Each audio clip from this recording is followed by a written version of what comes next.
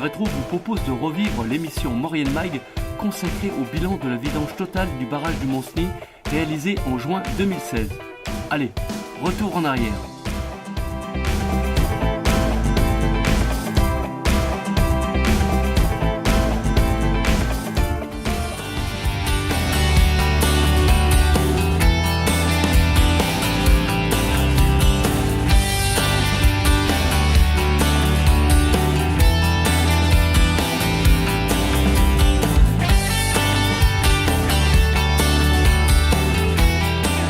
Bonjour et bienvenue dans votre Maurienne Mag. Aujourd'hui, nous sommes sur le plateau du Monceny pour faire le bilan de la vidange du barrage avec EDF et ses intervenants.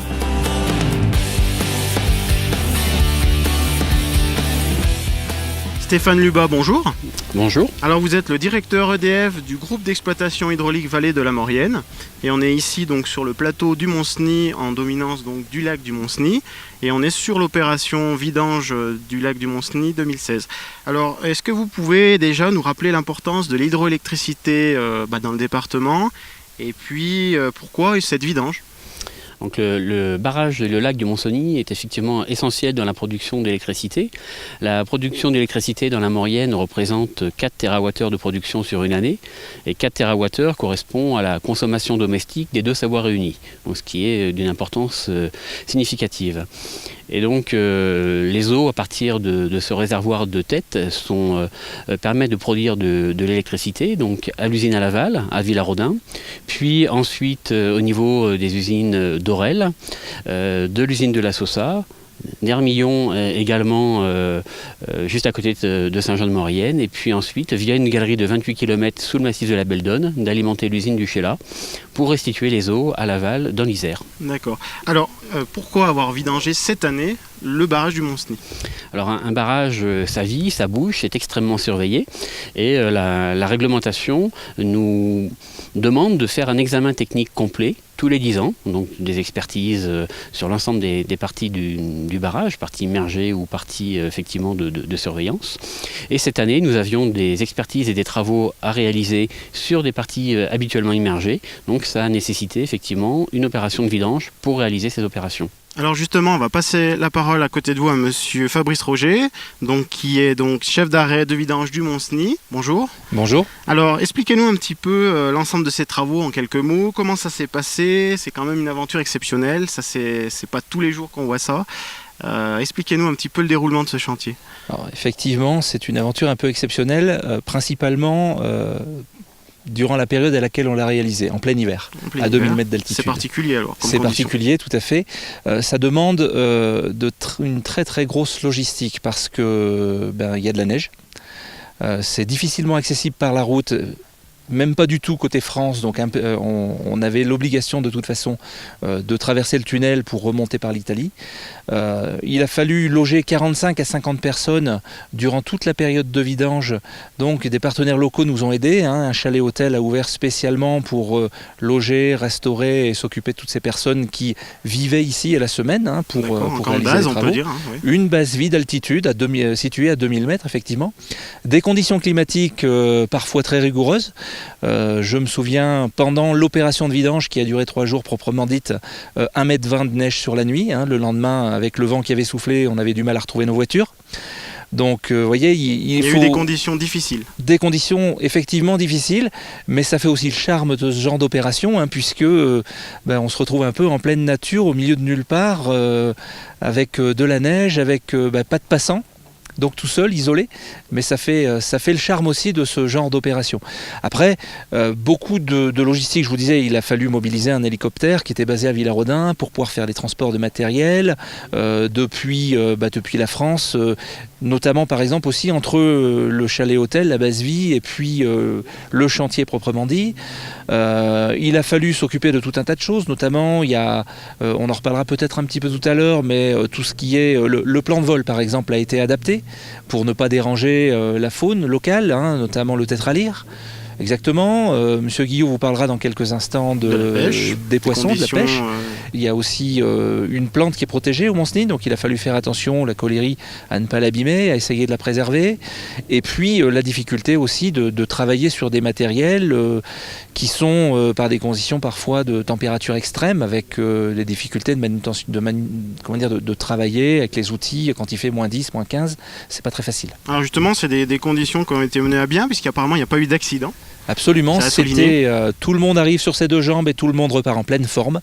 C'est notre objectif prioritaire et on est extrêmement heureux puisque cet objectif a été rempli à 100%. Et en plus de ça, vous avez gagné 2 semaines, je crois, sur la... Alors ça, c'est ce qui...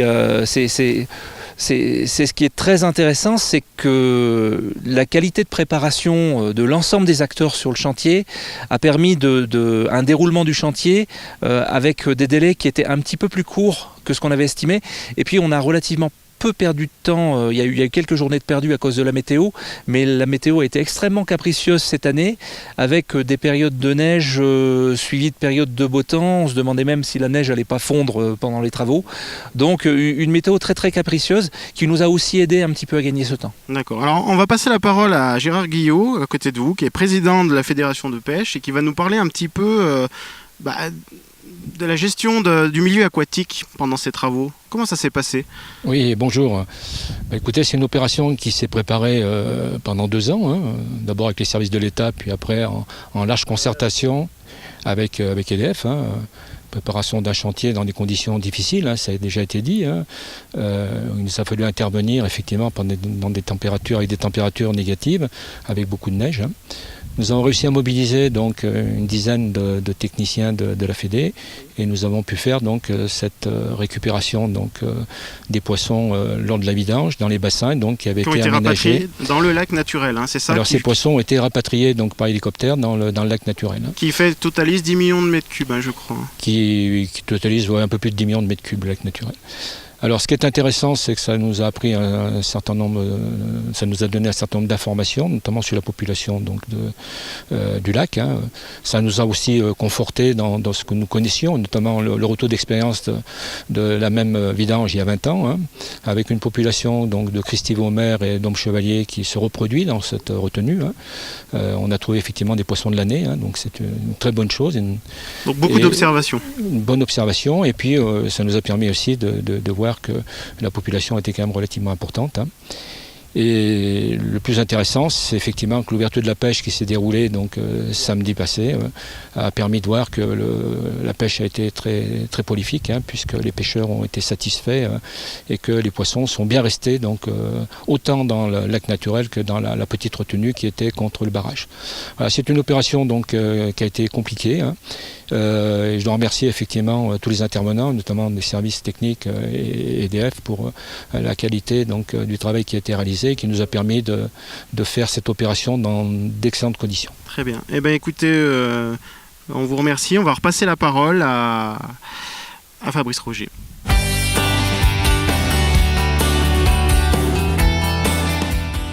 Alors Fabrice Roger, on va parler de l'aspect vraiment technique pur. Sur ce chantier, vous avez EDF a mobilisé de très nombreuses entreprises, on va peut-être rappeler le nombre. Alors effectivement, sur l'ensemble des travaux réalisés, puisqu'on a des travaux sur le barrage de Mont-Cenis, mais on en a aussi profité pour réaliser des travaux dans les usines qui sont habituellement alimentées par ce barrage, plus de 40 entreprises qui sont intervenues sur tout un tas de matériel. Et au Mont-Cenis particulièrement, un chantier d'envergure, le chantier d'envergure sur le barrage qui est le remplacement des grilles de prise d'eau supérieures qu'on peut encore voir aujourd'hui puisqu'elles ne sont encore pas noyées. Et cette opération a été menée durant la vidange avec 2 partenaires. Un premier partenaire qui est l'entreprise Joly & Philippe qui a réalisé l'enlèvement des anciennes grilles et la pose des nouvelles grilles. Et un deuxième partenaire qui est l'entreprise Trivero qui, elle, a fait la construction de ces grilles de prise d'eau. Pour vous rappeler un peu le diamètre de ces grilles, c'est 12 mètres de diamètre, donc c'est un chantier un peu titanesque sur le barrage. Alors ces 2 entreprises vont nous en parler tout de suite, on les retrouve.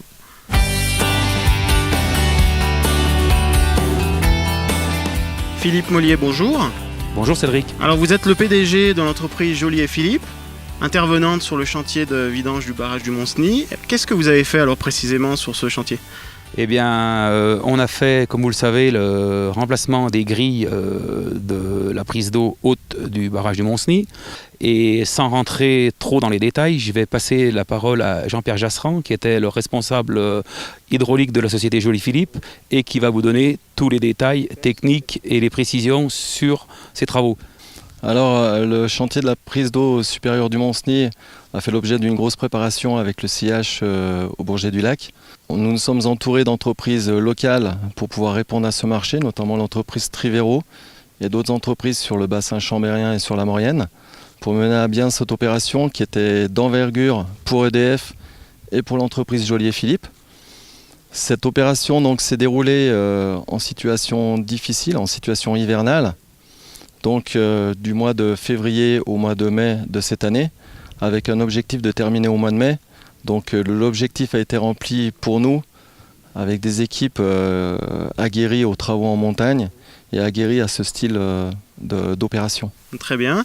Alors on va peut-être passer la parole à Alban Trivero, responsable de l'entreprise Trivero de Saint-Jean-de-Maurienne. Bonjour. Oui, bonjour Cédric. Alors vous êtes intervenu avec votre spécificité, le métal. Alors qu'est-ce que vous avez fait sur ce chantier? Alors sur ce chantier, on a fait toute la fabrication, la réalisation des grilles de prise d'eau.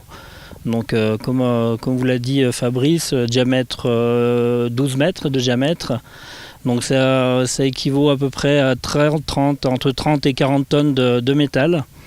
La spécificité de ce chantier, c'est vraiment la couche peinture qui était très particulière.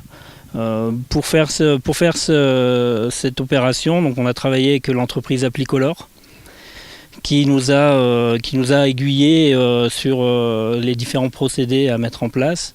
Et puis, avec l'expérience qu'on a déjà eue sur d'autres chantiers de grilles, on a amené notre savoir à l'entreprise Joly-Philippe pour réaliser au mieux cet ensemble. Entre vos deux entreprises, un gros travail de partenariat. Il y a un gros partenariat, une collaboration entre les deux entreprises. Alors ça a été facile, difficile? Comment ça s'est passé au niveau des conditions justement météorologiques? Est-ce qu'il y a eu des difficultés ou est-ce que le chantier s'est bien passé dans les temps?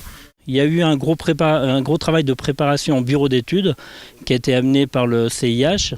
C'est un travail qui a été fait en amont avec, comme on pouvait s'y attendre, quelques soucis de prise de côte qui amenaient quelques soucis à la fin du chantier. Donc c'est un point où derrière on a pu être très réactif et redresser la barre pour placer au mieux les grilles sur la prise d'eau.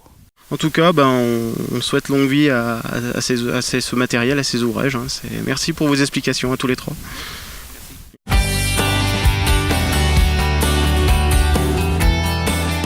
Alors le travail de ces deux entreprises locales que nous venons de recevoir reflète l'esprit d'EDF de faire fonctionner, de faire travailler les entreprises locales d'une part, et puis d'instaurer des partenariats d'autre part. Alors Stéphane Lubas, est-ce que vous pouvez nous donner un petit peu des précisions sur ces partenariats qui se sont développés pendant la durée du chantier, puis je crois qu'ils vont continuer dans les semaines et mois à venir?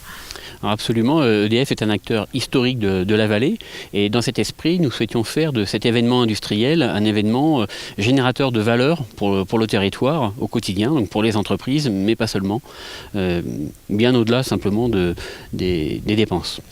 Donc sur cette opération qui représente 4 millions d'euros, 1 million d'euros a directement pu être généré auprès d'entreprises de la vallée, donc de la vallée de la Maurienne, donc au plus près de nos ouvrages. Et puis 1 million d'euros supplémentaires a également été confié à des entreprises savoyardes. Et finalement, les 2 millions d'euros supplémentaires ont dans la quasi-totalité été attribués à des entreprises rhône-alpines. Donc effectivement, nous sommes restés très proches du territoire. Alors justement, on va passer la parole à Céline Bouvier, donc, qui est chargée des relations territoriales vallée de la Maurienne pour EDF. Alors justement, ces retombées économiques directes, mais au-delà, comment ça se trame ?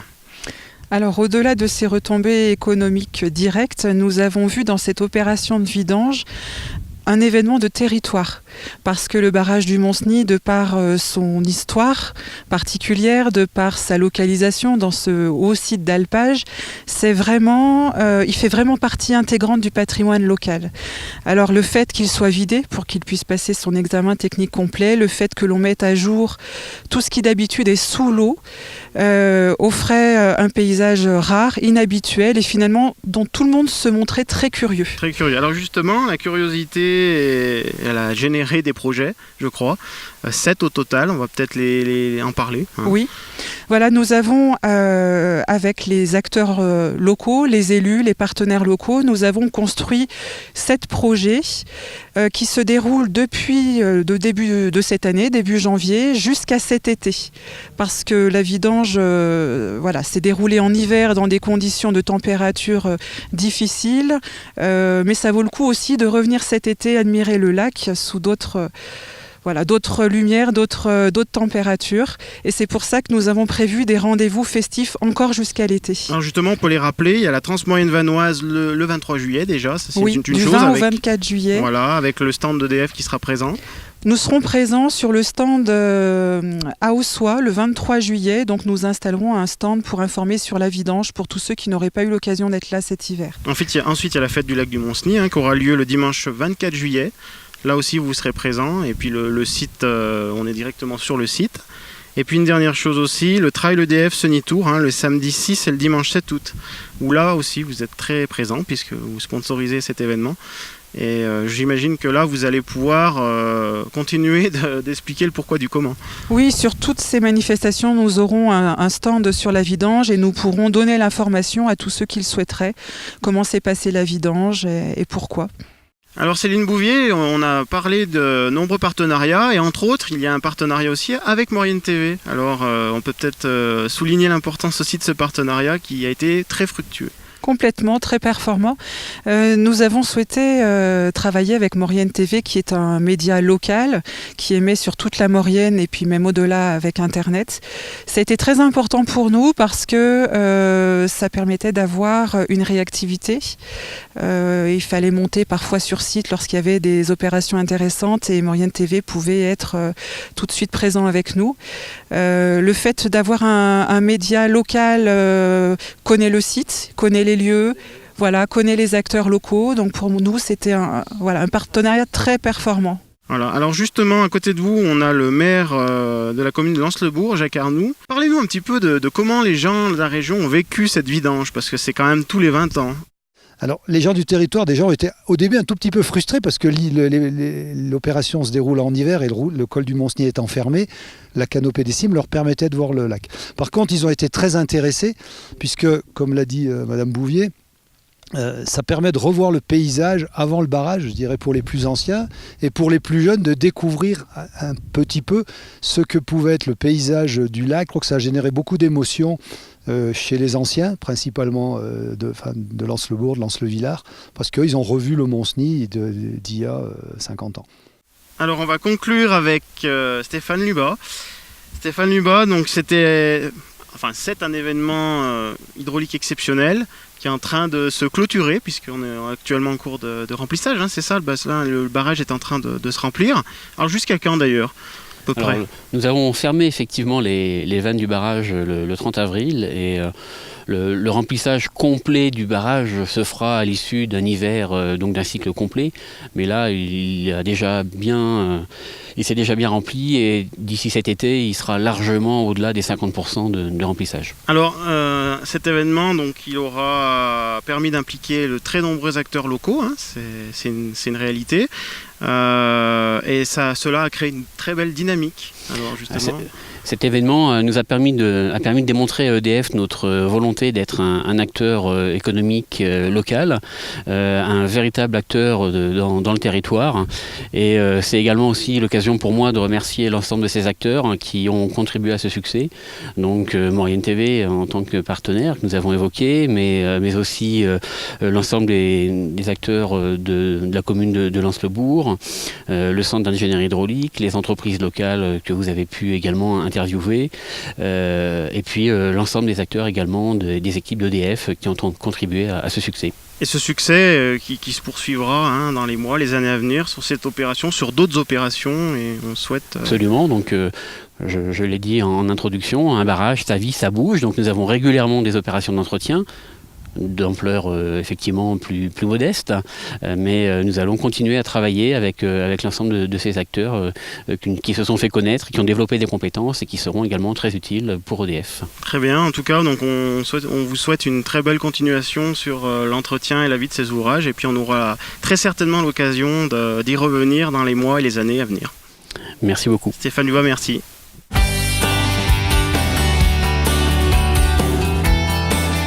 Votre Maurienne Mag est maintenant terminé. Merci de votre fidélité et à très bientôt.